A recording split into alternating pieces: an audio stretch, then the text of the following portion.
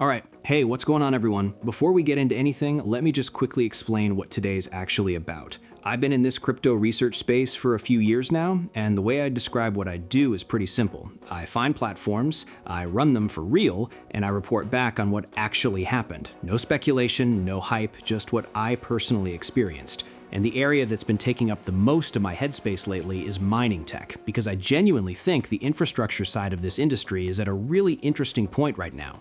So today I'm just going to crack everything open and show you exactly where things stand. My account, live numbers, nothing polished after the fact. And then before I sign off, I want to talk about something I feel pretty strongly about: how to actually keep yourself safe, because I've got some real experience to draw from there, and I think it's worth your time. So, all right, the page is up, clicking launch right here, and there's my dashboard. So this is where everything happens. Controls, session data, all of it lives on this screen. This is my starting point every single time. Okay, so first thing I'm doing is choosing a token, and this is something I think is genuinely worth highlighting. The platform operates on multi-chain standard, which gives me access to 14 different assets right from the start. That's a wider range than most platforms have tested, and it gives me a lot more room to work depending on what I'm holding. Okay, token is picked, moving into the data center cluster settings now.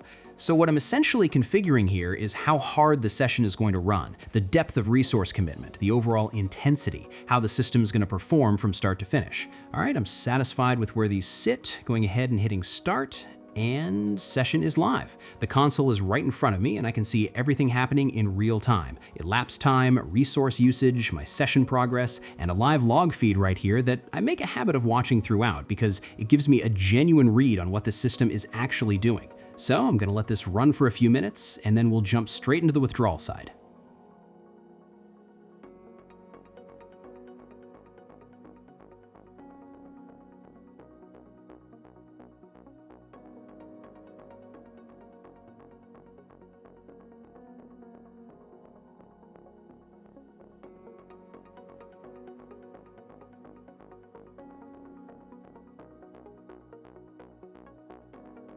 Okay guys, I think that's a solid run. Going ahead and stopping the session now. Okay, pop-up is here, session is wrapped, and right here it's giving me the exact breakdown and how many tokens came out of this. That's what we're working with. So, to get these out, the first thing I need to do is enter my receiving address for the token I was running. Let me just get that sorted right now.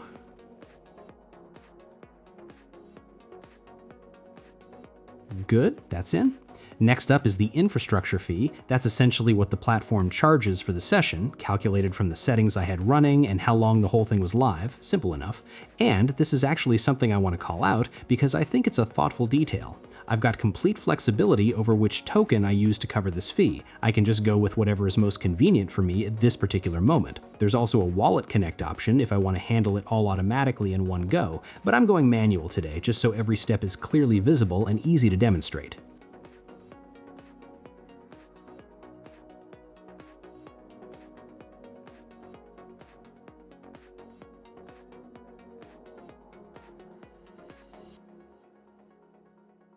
Everything is in, tapping I've sent right here, and now it's just a matter of waiting for the payment to process. And while that's moving along, okay, good timing actually, because this is the part of the video I've genuinely been looking forward to. But before I get into that, let me quickly break down what cloud mining even is, because I realize not everyone here might be familiar with it.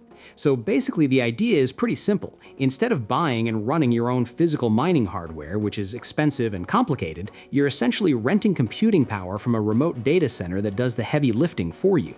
You connect to the platform, you configure your session, and the infrastructure runs on their end while the mined tokens come to you. That's it. No hardware to maintain, no electricity bills to think about, no technical setup. You're just plugging into something that's already built and running. So, okay, a few concrete things that are just part of how I look at everything. First thing I check is the site, how it actually looks and feels when I land on it. And I know that might sound too obvious to be useful, but it's honestly one of the most reliable filters I've found. Fake projects almost always betray themselves in the design. Something just feels off when you get there, like the whole thing was put together to create an impression rather than to actually function. The proportions are slightly wrong, things don't quite align. The overall feel is like a copy of something real rather than the real thing itself. A platform that was actually built to last looks and feels like it was built to last, and you start to develop an eye for that distinction pretty quickly. Second thing I do is just actually use the product. Move through it, try things, see how it responds. If the interface feels like it was never properly tested before going live, weird flows, things that half work, navigation that doesn't follow any real logic, that tells me exactly what I need to know about the team behind it and how much they actually care.